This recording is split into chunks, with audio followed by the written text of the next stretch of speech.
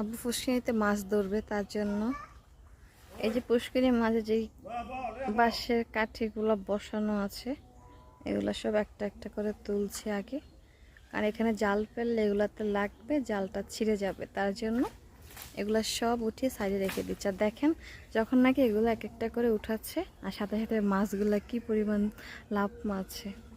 যাই হোক, পানি কমে গেছে পুষ্করিণীর, এখন মাছ জাল মারলেই মাছ ধরা যাবে।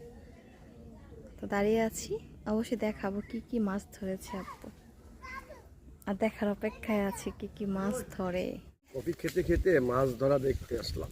আমার শ্বশুর আব্বা মাছ ধরতেছেন, তাজা মাছ খাবো আজকে, একদম লাইভ মাছ, লাইভ। ওই সাইডে আছে মাছ আব্বু, চলবো ধরছে অনেকগুলা। দরকার নেই। আপনার চেয়ারের অবস্থা, নাকে মুখে মানে কি মাছে কি বাড়ি ইয়া করছে, লেজ দিয়া বাড়ি দিচ্ছে, কি লাফান লাফাইতেছে মাছগুলা। এতক্ষণ দেখলি না, একটা মাছ তিনটা ঠকি দেয়। দেখেন ডাকে জামাই শ্বশুরের পিছে পিছে ঘুরে তখন মাছ ধরতে।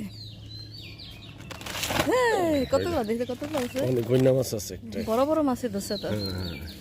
বড় ভাই, এটা হলো আমার আব্বা জান, আর হলো ছোট আব্বা জান।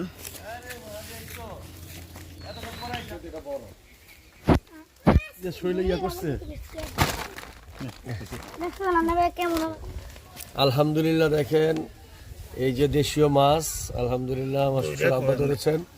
এটা হলো গইনা মাছ, এটা গইনা মাছ, তোমার ছিল, এটা গইনা মাছ, এটাও গইনা মাছ, এটা শারপুটি মাছ।